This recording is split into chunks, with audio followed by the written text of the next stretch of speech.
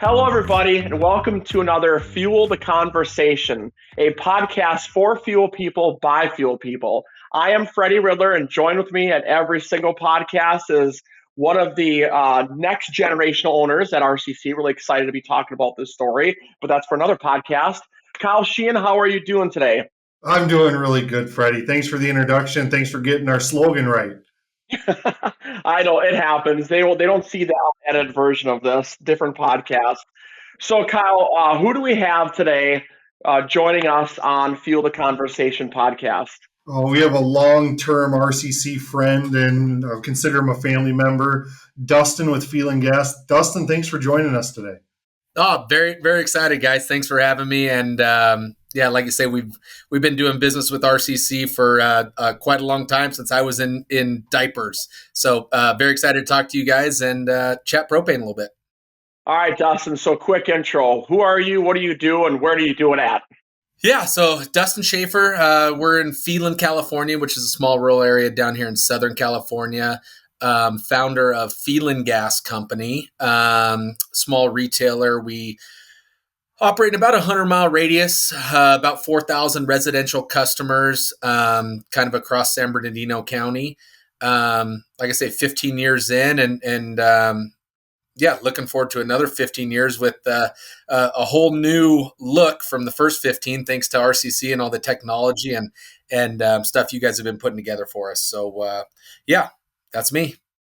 How long you been in the propane industry? 15 years at Phelan. How long in the industry? So I've kind of grew up in the industry. My grandfather started a small operation in Barstow, California.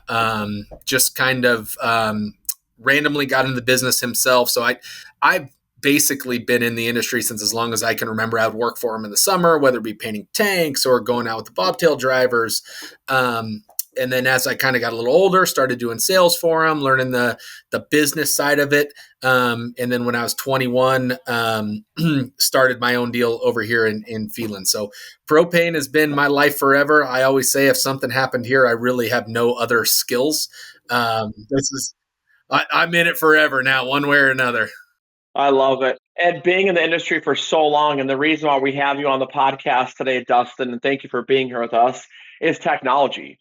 I mean, it had to have changed from when you were rolling around in diapers and watching your grandfather run a propane business to like right now, you know, years later. Talk to us a little bit about the changes of technology that you brought into your business. So even, I mean, we can go all the way back to the days with my grandfather, but even since we started here in Phelan, just take a look at from the bobtail side of it, right? It used to be all pin printers and handwritten tickets with the old Neptune meters. And now, even if you would have told me back then, and I was in my 20s thinking that, I was kind of a technology guy, right? I had an iPhone and I'm a young kid. If you would have told me back then that we would have the iPads in the printer and Mogo and, the ability to have live tracking of our trucks and see the stuff. I mean, I wouldn't have ever believed it. And now I couldn't imagine how we even operated back then. Like, I don't even know how we're still in business, right? So the technology has come a long ways. I think it's only going further, especially if we just look at the RCC side of things with, me and Freddie were talking earlier, the communications with the customer. It's going to be a huge thing going forward. And if you just look at the world of consumerism, everything is digital now, whether it be with like the Amazon or even if you're getting FedEx, everything is with logistics is all the technology is going further and further. And I'm excited to see where it comes. And we're excited. I mean, even as a tiny little company, a small fish in this big pond, we kind of want to be on the forefront of it because I think it's important. And I think it'll help us as a business. So one of the things, and I'm sure you built it as well, in the propane industry, a lot of times you build companies on service, right? Everyone can sell a product. It's something my grandpa said all the time. Anyone can sell this product. The service is what keeps everybody coming back.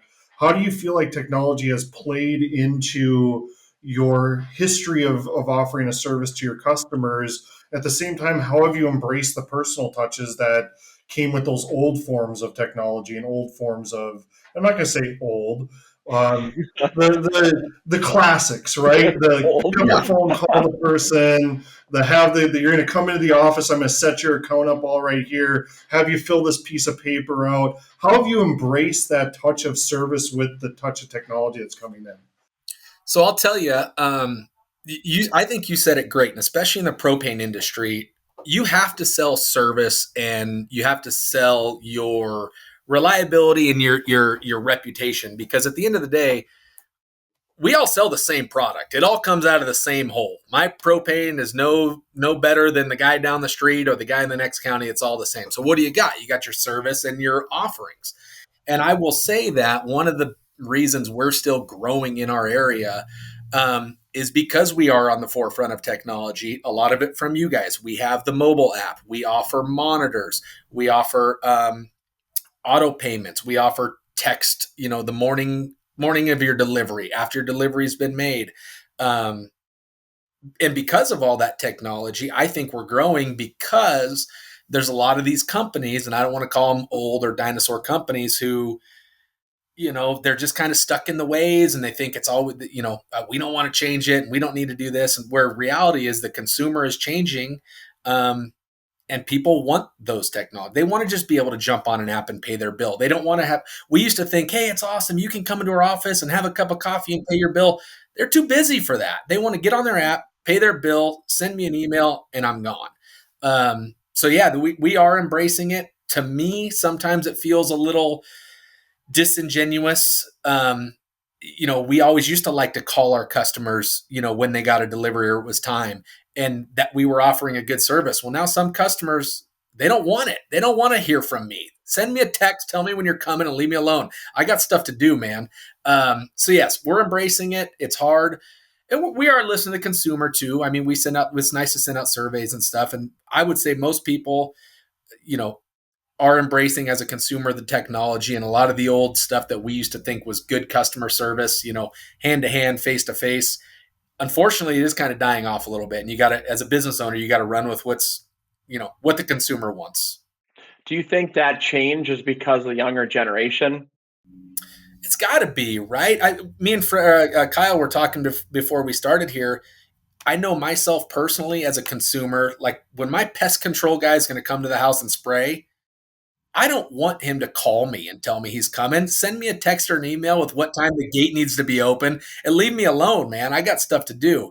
And I think it is. I think it's a younger generation thing. I think we're more instant gratification. We don't want to have always a personal phone call with my propane guy or my, whatever. Send me a text. Let me know you're coming. Send me the bill. And I got to move on. We're moving at the speed of light these days in our world, I think. Do you feel like some of that has been repercussions yet of COVID-19? And how did that really impact your technology offering to your consumer base? Do you feel like that was a pivotal point? Do you feel like you were already ahead of that curve, ready to hit when that came around, that, hey, we're not supposed to be in person with you and talk to you and come up and give a handshake deal and walk away from that? I got to say, and this is going to be a little bit taboo here, even being in California, right, which is the epicenter for, COVID-19, goofy politics. In our little area, kind of our rural area, I always say, like, we didn't even really know COVID was going on. So people all the time ask me, like, how did COVID affect your business? I'm like, I don't know. We just kind of kept on rolling. Now, that being said, we did have to take some precautions just from a legal standpoint as an employer, right? To, offer working from home and offer PPE and that kind of stuff. And we did a lot of that. I wouldn't say that the pandemic changed or maybe lit a fire under our butts to kind of get ahead of technology. Honestly, I just want to outpace my competition. A lot of the stuff we're doing now with, the communications and, we're kind of looking at getting into some digital smart meters. I know we've kind of talked a little bit about that. I just want to be ahead of my competition because, as we all know, as business owners, I don't care if you're making widgets, selling propane, or selling software. If you're not growing and advancing, you're dying. So the competitor in me, I just want to get ahead of my competition. That's my thing. So switching gears just a little bit, Dustin, because you said something about, the meters that you're trying to get the automated meter reading. One of the things I like about you, Dustin, is you're an advocate, or actually a blue sky thinker, I should say, where you're always calling me or texting me with these ideas. Hey, Freddie, got 2 minutes? Hey, Freddie, got 30 seconds? Hey, Freddie, I want to talk to you quick. I'm always like, oh man, what are you dreaming up now? And but it's always good to hear that, because every NPGA board of director meeting, benchmarking council meeting, state association meeting, they always say what's happening in California is going to work its way in. Like California is like they take the brunt of all changes, and that's why I look to you. I take all of your texts, so grateful, is because I'm like, what is he hearing that we're not yet? So, we don't have to name any names of vendors, but I mean, tell us a little bit about that story. That I hear about some safety forms or automated meter reading, and you gather this information and bring it to us. Like, tell us a little bit about those steps, if you don't mind. Yeah, so I mean, especially on the safety side, we worked, on the project, kind of digitalizing all our safety stuff, and that's another thing. It goes back to what we were talking before. We've got thousands and thousands of safety checks, on our customers that have always just been pen and paper, and it's how we've always done it. And it could probably still work, but when you have any sort of insurance audit, or God forbid you have an accident, right? Um, Sometimes those paper forms come up missing, or they go in the wrong file, or it's just not clean. And with all the technology available to us in this industry, and my God, it's just not even that expensive, right? In the grand scheme of things, it made a lot of sense for us to go digital, and working with you guys. And I don't know if you guys are naming who you guys, I don't know if you guys have released all that. You can bleep it out if you want. Um, uh, but yeah, working with P3 has been awesome. And you guys partnering with them, it's been a seamless integration. We're absolutely loving it. It's cleaned up a lot of our processes. Like I say, you never want to have to go in there and find that for whether it be a legal reason or an audit reason. But I'll tell you, if we ever did have, God forbid, knock on wood, any sort of incident or accident, I feel way more comfortable that we've protected ourselves using this set of policy, safety policies and documentation, because, we know in this world, you can do everything right. And you can lay your head down at night and sleep well that you did a safe installation. But if you don't have it written down, it don't mean nothing. So, as far as that goes, I mean, we are super happy with our new system. Dustin, how do you find these new technology solutions out in the industry? What's your I think go-to? I talk too much to strangers. There's no stranger danger for Dustin. Yeah, no, I'm just, man. You know what? It's funny. I was talking to a buddy of mine. He's a real estate guy, and we were just shooting the shit. And I think if you're in business, I think you just kind of keep your ear to the ground on everything, and don't turn down, don't poo poo any idea just because you think it's maybe pie in the sky, or it maybe won't affect me, or that's a crummy idea. Well, just because some things are on the ground floor doesn't mean, it's not going to be a good idea someday. And going back to what we talked about earlier, I just want to be ahead of it. I mean, I'm talking a little bit with Freddie and you guys about the smart meter thing. And in California, it's a very infant idea of doing it. But I want to be there when it rolls out, because God forbid, one of my competition gets it ahead of me and I'm not ready to go. And if we could talk about the whole smart meter thing too, because I do think that's going to be the future of the industry. I don't know how big of a rabbit hole you guys want to get down to, or get into, but here first, right? You're Yeah, going yeah, on the go record. ahead. There's I'm Dustin's going on future the record. prediction. 100%. Yeah. 100%. We'll look back on this in 5 years and we'll see if that was right or wrong. I'm telling you, it's going to be the future. Little old feeling gas, we're getting in there first. Give us your future prediction, because what you told me on one of the phone calls or texts, I can't remember which one. I think it's going to work out. And go ahead, share the story, because Yeah, people so that are listening might not know about it. I'll just give you kind of my thoughts behind it in my little area. This, it may not work, it may not be everybody's reality, but in my area in Southern California, what we're seeing is these big metropolitan areas are getting unbelievably expensive. You talk LA, you talk Orange County, even Palm Springs, Riverside County. Um, it's getting insanely expensive to live there. So what's happening? A lot of people are moving up into these more rural areas like us, a little better cost of living, cheaper housing, still plenty of jobs and still within commuting distance to their metropolitan jobs, but a little bit more affordable. So the consumer we're seeing now that's, getting tank leases from us or moving into existing houses are all people who have never had propane before, ever. And it's so confusing to them. Why do I have this big tank? Why do I got to get these giant bills? My goodness, I get down to 10%. You come fill it up. I've got an $800 bill staring me in the face. It's just all foreign to them.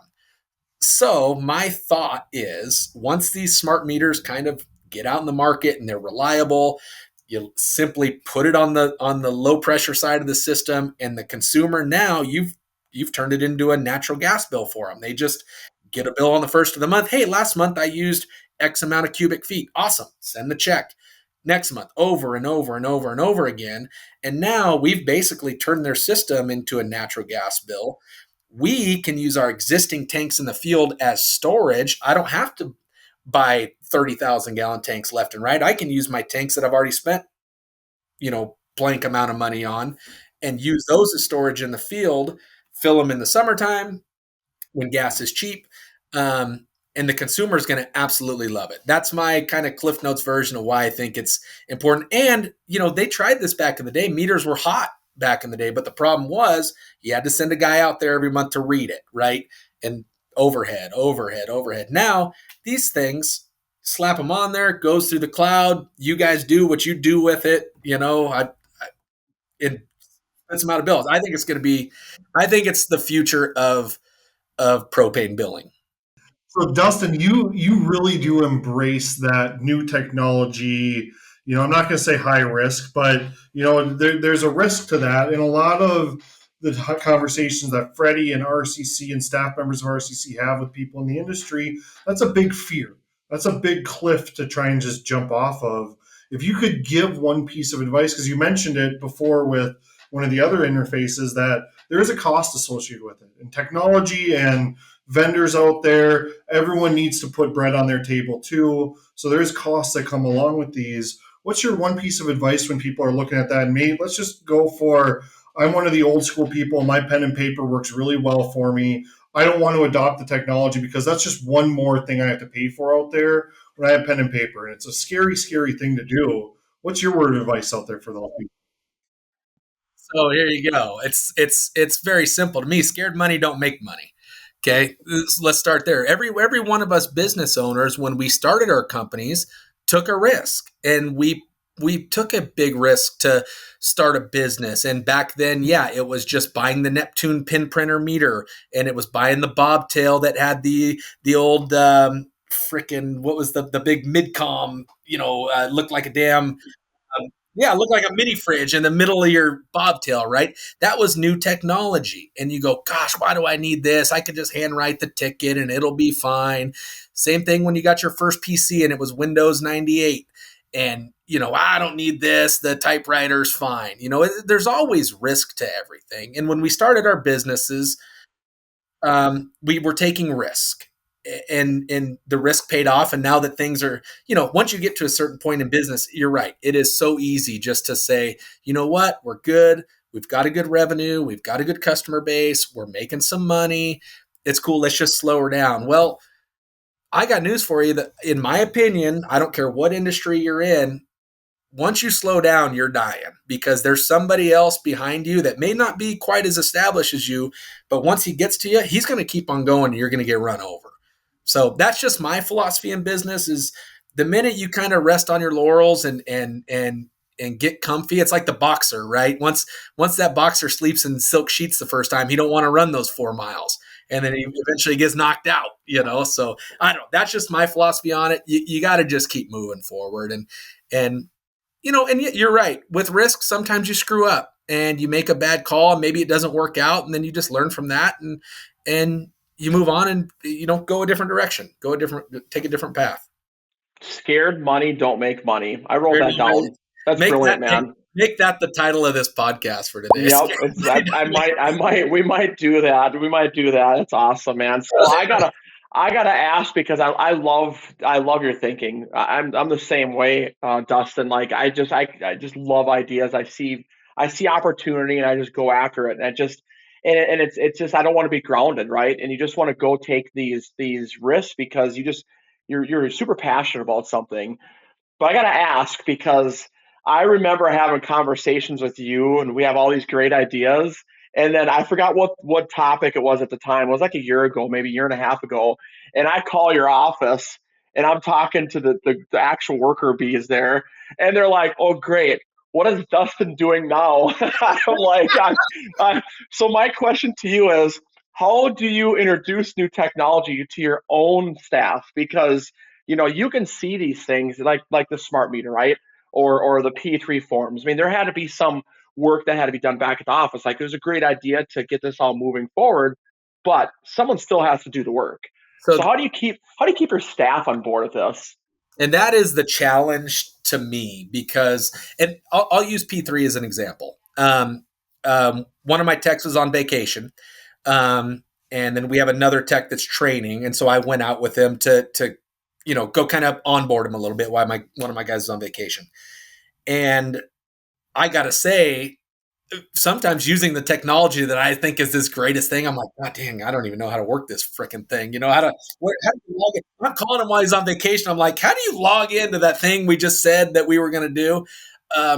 I think the key is to have a really good team around you. I've kind of always been that way since I was a young, growing, developing businessman. Is have a good team around you, and when you do go into these meetings, I do like to be that kind of wild thinker, creative thinker, and we're on calls and a lot of times Fred or Amanda will be listening and we'll hang up with you guys. And I go, you guys think we can pull off any of that BS I just spoke about in there? Right. And they go, we can do it, boss. Don't worry.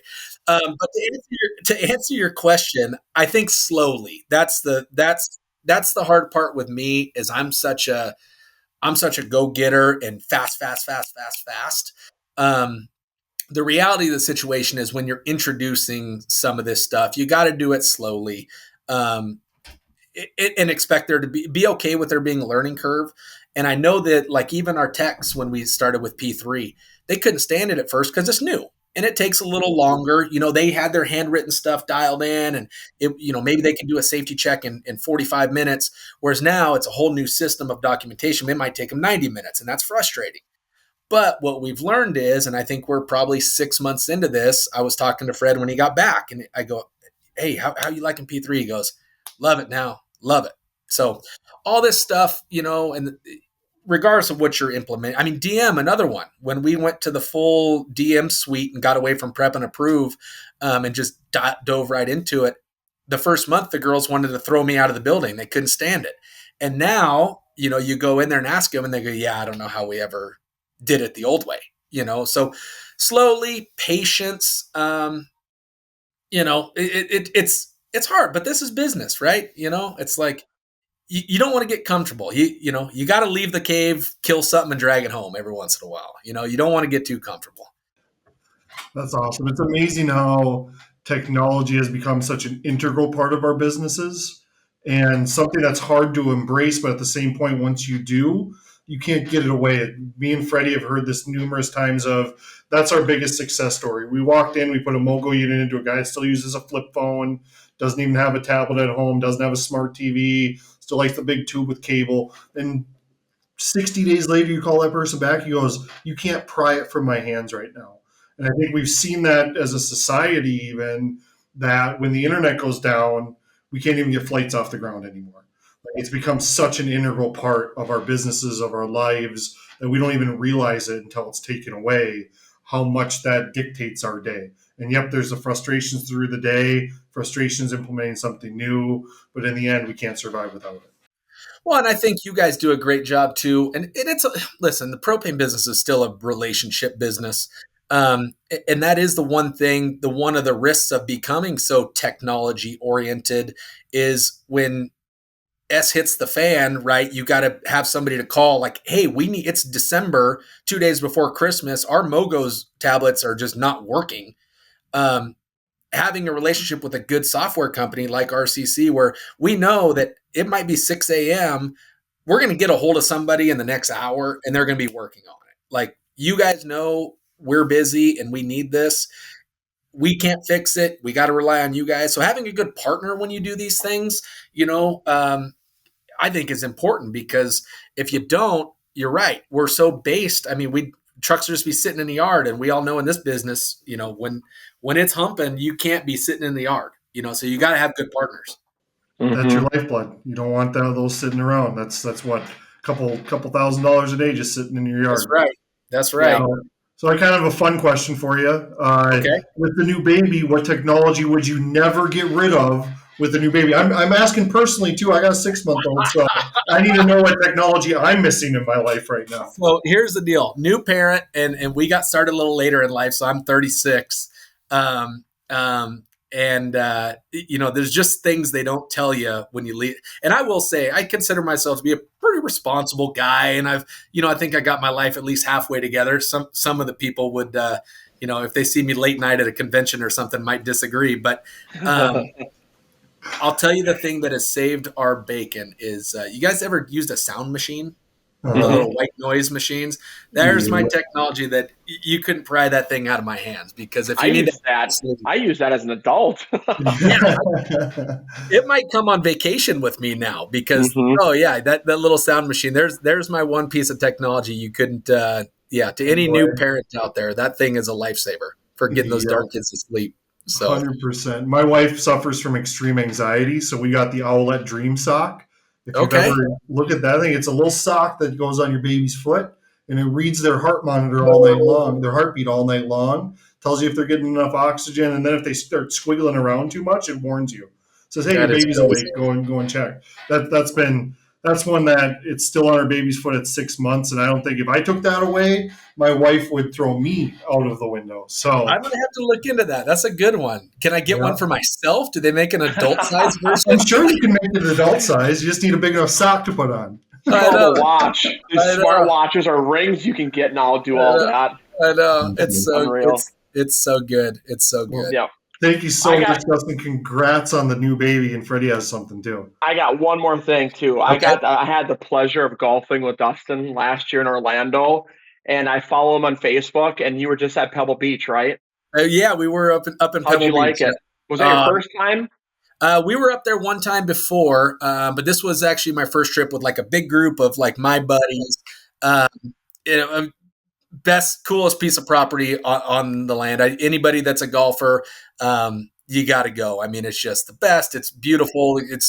It's amazing. So yeah, very, very blessed, and none of those opportunities come without the propane industry. So we're all very blessed and thankful, and yeah. Yeah. Thank you for sponsoring our podcast, Pebble Beach. I'm kidding. Yeah. I think Clint Eastwood sold that thing for about $1 billion. So I think they're probably okay. They can flip us. They can flip the bill for this one. Absolutely. Well, thanks, Dustin. We appreciate you being on our podcast, man. And I hope you have a great rest of your day.